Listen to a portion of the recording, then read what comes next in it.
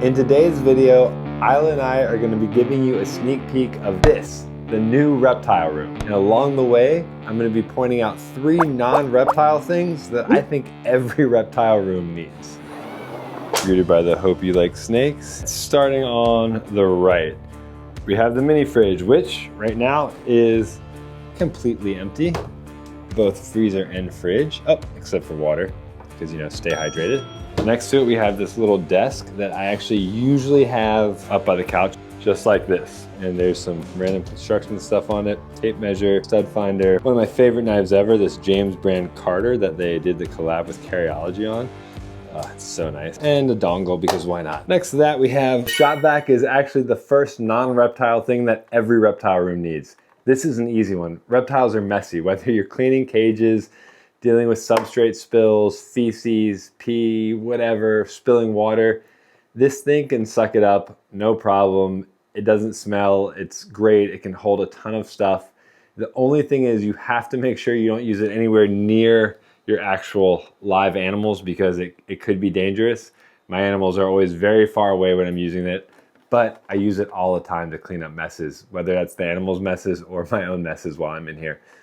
ShopVac, highly recommend. I love these little mini DeWalt ones. This isn't a sponsored video, I just think they're great. Then we have the big enclosure in the room, which is Frankie's. He is actually deep in shed right now. You can see he's just chilling. I have the door open in case he wanted to free roam, but he's not feeling it today. Down below, we have this base, and I have a bunch of stuff under here that's gonna be used soon. But right now it's just kind of chilling in here. But this base and this entire enclosure is from Apex Reptiles. They are awesome. All their enclosures are PVC, super modular. So we're actually gonna do all of the enclosures in here. They're all gonna be Apex, which is gonna be sick. My one window, which is great. Kind of see the ocean from here and our cactus that we named Stanley. Something else I think that's super important for a reptile room. Ding, ding, ding, the number 2 non-reptile thing every reptile room needs, an air purifier. Please just trust me on this. Between the feces and the urate and everything else, all those smells that we get from reptiles, this thing makes sure that you're breathing cleaner air, that your animals are breathing cleaner air, and it keeps the smells down. So if you're giving tours, you don't get the like scrunched up, this place smells terrible face. Isla agrees with me on that one. There's a ton on Amazon. You can find them pretty cheap. Then we have my favorite thing that I found, this green velvet couch, which is sick, and this little Moroccan looking poof thing to sit on or put your feet up on or whatever. Another end table, some more plants over here.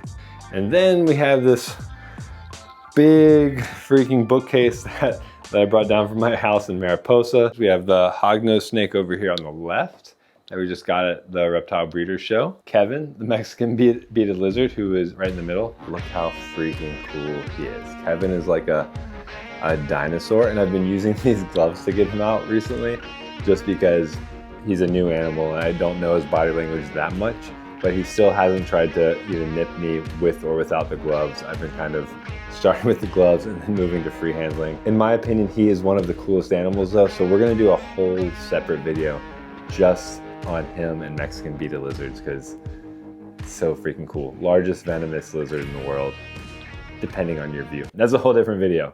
All right, back to the tour. And we have Ambrosia, the Brazilian rainbow boa. You can see all the condensation on her enclosure because she needs super high humidity. And then we have all the isopods, which eventually will go in cooler enclosures.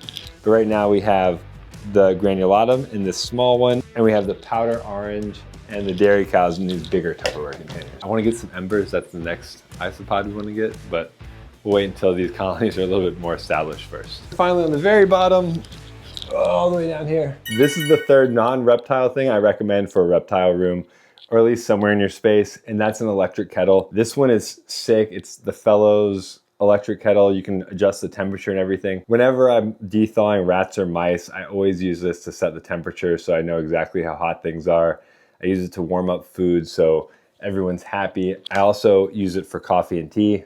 Not in the same containers. This is actually one of my most used things in the house. It gets used multiple times a day. Super key for me. You don't have to go for the Fellows one. There's a ton on Amazon as well, but it makes heating up water and for de-thawing things super, super easy. So I don't de-thaw inside of this. I pour it into a separate ceramic container where I have the the mouse or rats in Ziploc bags. So this stays nice and clean. And then this kind of corner of random stuff, which is some of the construction stuff that's left over.